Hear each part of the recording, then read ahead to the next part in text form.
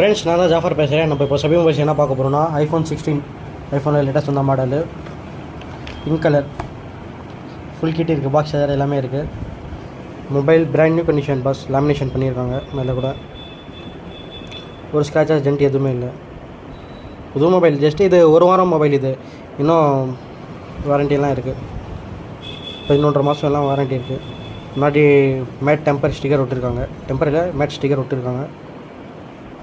256 GB variant. இது 128 இல்லை, 256 GB.